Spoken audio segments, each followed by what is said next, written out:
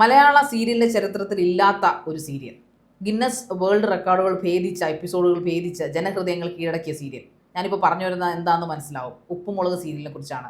നമ്മുടെ എല്ലാവരുടെയും ജീവിതത്തോട് ചേർന്ന് നിൽക്കുന്ന, അല്ലെങ്കിൽ നമ്മുടെ എല്ലാവരുടെയും വീട്ടിലെ ആൾക്കാരെ പോലെ തന്നെ നമുക്ക് ഒരുപാട് ഹൃദയത്തോട് ചേർത്ത് വെച്ച ഒരു സീരിയൽ. വർഷങ്ങളായിട്ട്, ഒരു 10 വർഷത്തിനും അടുപ്പിച്ച് 7-8 വർഷമായിട്ട് നമ്മുടെ വീട്ടിലെ ചാനലുകളിൽ നമ്മൾ കണ്ടുകൊണ്ടിരിക്കുന്ന ഒരു സീരിയൽ. പക്ഷെ അതിപ്പോൾ വിവാദ ചുഴലിപ്പെട്ടിരിക്കുകയാണ്. ഉപ്പുമുളകും സീരിയൽ, അതാണ് ആ വിവാദ ചുഴലിപ്പെട്ട സീരിയൽ. ആ വിവാദങ്ങളെ കുറിച്ച് സാറ് കേട്ടിരുന്നോ? പിന്നെ ഒത്തിരി വിവാദങ്ങൾ അതിനെപ്പറ്റി ഉണ്ടായിട്ടുണ്ട്. വളരെ ജനപ്രീതിയുള്ള ഒരു സീരിയലായിരുന്നു.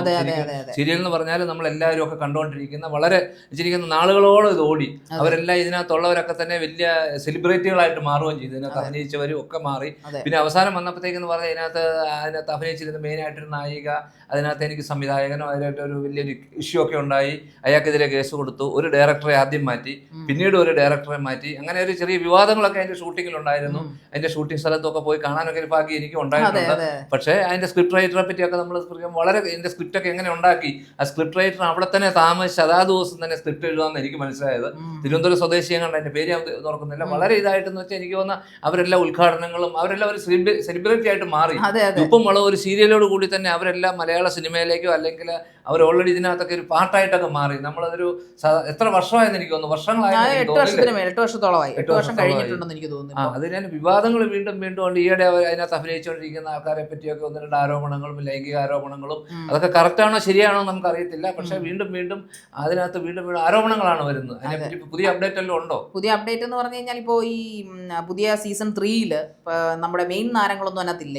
ഇപ്പോൾ കുഞ്ഞുങ്ങൾ അതിനകത്ത് അഭിനയിച്ചിരുന്ന കുട്ടികൾ മാത്രം കുറച്ച് പേര് അതിനകത്ത് അവിടെ ഇവിടെ പോകുന്നു.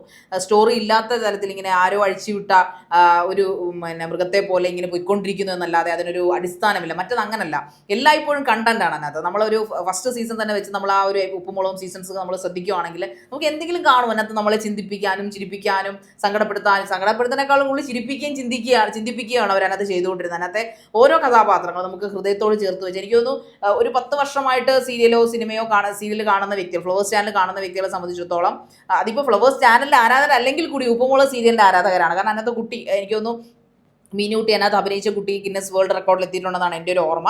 കാരണം അവളുടെ ഏറ്റവും ചെറിയ പ്രായത്തിൽ ക്യാമറയ്ക്ക് മുൻപിൽ വന്ന് നിന്ന കുട്ടി എന്നൊരു റെക്കോർഡ് ആ കുട്ടിക്കുണ്ട്. കാരണം എനിക്ക് തോന്നുന്നു പാലുകൂടി മാറുന്നതിന് മുതൽ അവൾ അതിൽ അഭിനയിച്ച് തുടങ്ങി. അവൾ വളർന്നതും വലുതായതും ഇപ്പോൾ 3ാമത്തെ സീസണിൽ അവൾ അഭിനയിക്കുന്നുണ്ട്. അതോടൊപ്പം തന്നെ ഓരോ കുട്ടികളും, അതിപ്പം ശിവാനി ആയാലും, ഞാൻ ക്യാരക്ടേഴ്സിൻ്റെ പേരാണ് പറയുന്നത്, അപ്പോൾ ശിവാനി ആയാലും അതിലുള്ള കുട്ടികളായാലും തന്നെയും അവരുടെ ചെറിയ പ്രായം തൊട്ട് ആൾക്കാർ കാണാൻ തുടങ്ങിയതാണ്. ആ ചെറുതിലെ തൊട്ട്, ഇപ്പോൾ 1ാം ക്ലാസ്സിൽ പഠിക്കുന്ന ഒരു കുട്ടി എനിക്ക് തോന്നുന്നു ഒരു 10ാം ക്ലാസ് വരെ, അല്ലെങ്കിൽ 8 വർഷമായിട്ടുണ്ടെങ്കിൽ 8ാം ക്ലാസ് വരെ ആ സിനിമയിലാണ്, അല്ലെങ്കിൽ ആ സീരിയലിലാണ് അഭിനയിച്ച് വളർന്നത്.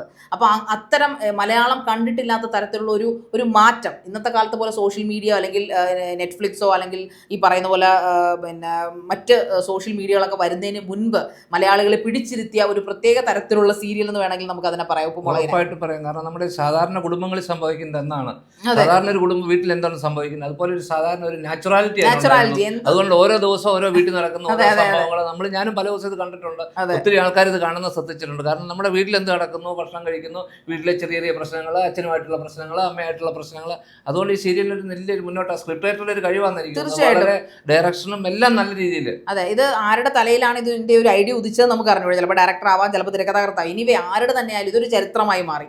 അതിനിപ്പോൾ അതിലൊരു വേദനിപ്പിക്കുന്ന ഒരു ഘടകം എന്ന് പറഞ്ഞാൽ, സാറ് പറഞ്ഞ പോലെ അതിന്റെ ഇടയ്ക്ക് പ്രത്യേകിച്ച് ഫസ്റ്റ് സീസൺ സമയത്ത് ഈ പറയുന്ന നായിക കഥാപാത്രം വന്ന് ഈ പറയുന്ന പോലെ ചാനലുകളിൽ വന്നിരുന്ന് പീഡനത്തെക്കുറിച്ച് പറയുകയും വളരെ മോശമായിട്ട് ഡയറക്ടർ എന്നോട് ബിഹേവ് ചെയ്യുന്നു, ഞാൻ ഇനി അഭിനയിക്കില്ല എന്നൊക്കെ പറഞ്ഞു. ബട്ട് അതിൽ നിന്നൊക്കെ അവർ ഫിനിക്സ് പക്ഷിയായിട്ട് ഉയർത്തെഴുന്നേറ്റു. പിന്നീട് 1000 എപ്പിസോഡിന് അടുപ്പിച്ചാണ് ഫസ്റ്റ് സീസൺ നിന്നത്. അതിനുശേഷം അതിന്റെ ഒരു ജനപ്രീതി നോക്കിക്കൊണ്ട് ആ ചാനൽ പിന്നീട് വേറെ ഒരു ഡയറക്ടറെ വെച്ചുകൊണ്ട് സെക്കൻഡ് സീസൺ സ്റ്റാർട്ട് ചെയ്യുന്നു. അതും വമ്പൻ ഹിറ്റായി മാറി. കാരണം അതിൽ പുതിയ കഥാപാത്രങ്ങൾ വരുന്നു, അപ്പുറത്ത് പിന്നെ വേറെ അയൽവാസികൾ വരുന്നു, പുതിയ അയൽവാസികൾ വരുന്നു, പിന്നെ അവിടുത്തെ മക്കൾ വിവാഹം കഴിച്ചു പോകുന്നു. അങ്ങനെ നമ്മുടെ ജീവിതത്തിൽ ലൈവായിട്ട് നടക്കുന്ന ഒരു മനുഷ്യന്റെ ആയുഷ്കാലത്ത് നടക്കുന്ന കാര്യങ്ങൾ ഓരോ ദിവസവും എണ്ണമിട്ട് കണ്ടന്റ് ഫുള്ളായിട്ട് അവരത് ചെയ്തുകൊണ്ടിരുന്നു.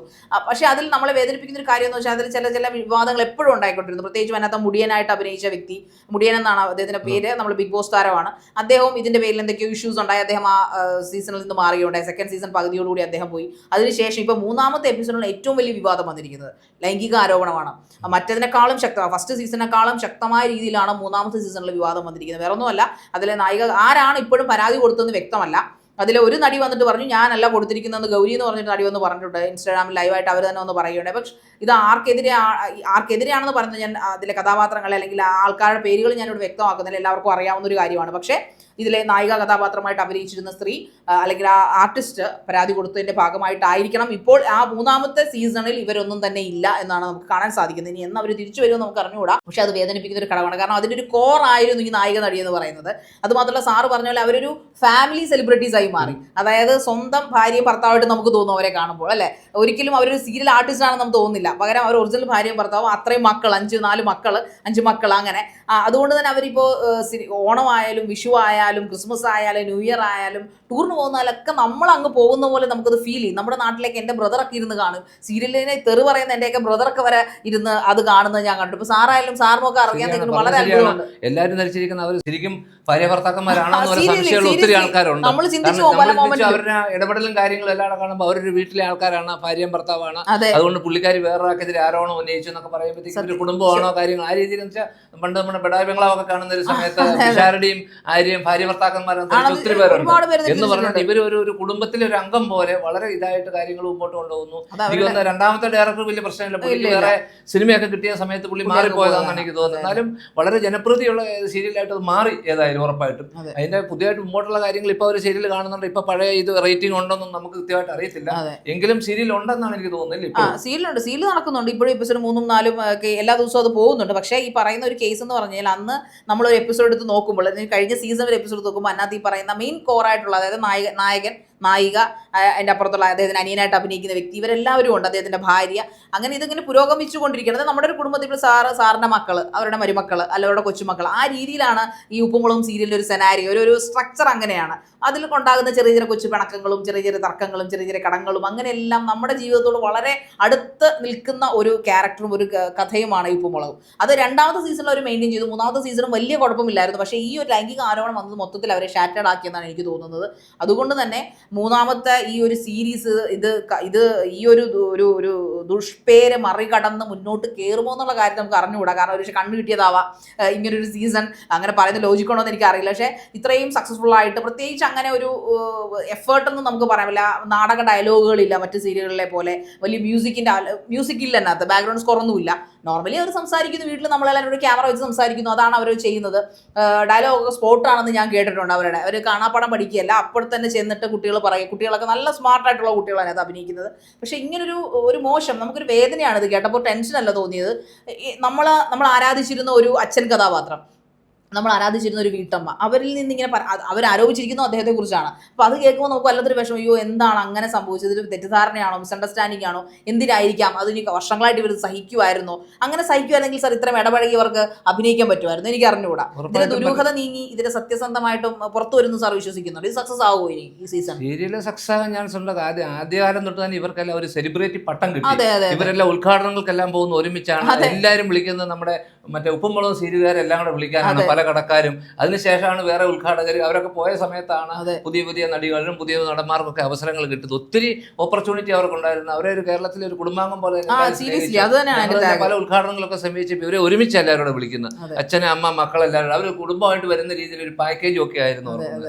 ഏതായാലും നല്ല രീതിയിൽ വന്നാണ്. ഇനിയിപ്പോൾ എങ്ങനെ മുമ്പോട്ട് പോകും അതിന്റെ കാര്യങ്ങളൊന്നും അറിയത്തില്ല. വീണ്ടും ഇങ്ങനെയുള്ള ആരോപണങ്ങൾ, പ്രത്യേകിച്ച് ലൈംഗിക ആരോപണങ്ങൾക്കൊക്കെ ഇപ്പൊ ഇച്ചിരി പ്രാധാന്യം കൂടിയ സമയമാണ്. അതുകൊണ്ട് ഇനിയിപ്പം നേരത്തെ എന്ന് പറഞ്ഞ ആരോപണം മാത്രമുള്ളായിരുന്നു. ഇപ്പൊ ആരോപണത്തിന് ഉടനടി ശിക്ഷ, ഉടനടി ജയില്, ആ രീതിയിലേക്കൊക്കെ വരുന്ന പൊതുസമൂഹം പ്രതികരിക്കുന്നു. അങ്ങനെയൊക്കെ ഒരു കാലഘട്ടത്തിൽ നമുക്ക് ഇതിനെപ്പറ്റി ഒന്നും പറയാൻ പറ്റത്തില്ല. എന്നാലും പഴയ റേറ്റിംഗ് ഒന്നും നമുക്ക് അറിയത്തില്ല. ഇനി പുതിയ കാലഘട്ടങ്ങളിൽ ഇത് എങ്ങനെ മുമ്പോട്ട് പോകും. ഏതായാലും വളരെ ജനപ്രീതി, ഇപ്പൊ നമ്മുടെ ഏഷ്യാനെറ്റിൽ ഞാൻ പറഞ്ഞാൽ അതുപോലെ ജനപ്രീതി കിട്ടിയ ഒരു പരിപാടിയാണ് പ്രൊബേഴ്സിന്റെ. അതെ. അതുകൊണ്ട് തന്നെയും ഇങ്ങനെയുള്ള വ്യത്യസ്തമായ കലാരൂപങ്ങൾ എല്ലായ്പ്പോഴും മലയാളികൾ 2 കൈ നീട്ടി സ്വീകരിച്ചിട്ടുണ്ട്. അതിൽ മിക്കതും അതിലെ കഥാപാത്രങ്ങളെക്കാൾ കൂടുതൽ, അതിലെ കഥയേക്കാൾ കൂടുതൽ കഥാപാത്രങ്ങളെ ആലിംഗനം ചെയ്യാണ് മലയാളികൾ ചെയ്തിരിക്കുന്നത്. മലയാളികളുടെ വീട്ടു സദസ്സിലേക്ക് അങ്ങനെ വിളിക്കാതെ വന്നൊരു അതിഥിയായിരുന്നു ഉപ്പുമുളകും സീസൺ എന്ന് പറയുന്നത്. അതിലെ ഓരോ കഥാപാത്രങ്ങളും മലയാളികൾക്ക് ഏറെ പ്രിയപ്പെട്ടതാണ്. ഒരു പക്ഷേ ചരിത്രമായി മാറിയ ഒരു സീരിയലാണ് അത്. ഇങ്ങനെയുള്ള ലൈംഗിക അപവാദങ്ങളുടെ പേരിൽ നിന്നു പോകരുതേ എന്നൊരു പ്രാർത്ഥന മാത്രമേ പ്രേക്ഷകർക്കുള്ളൂ.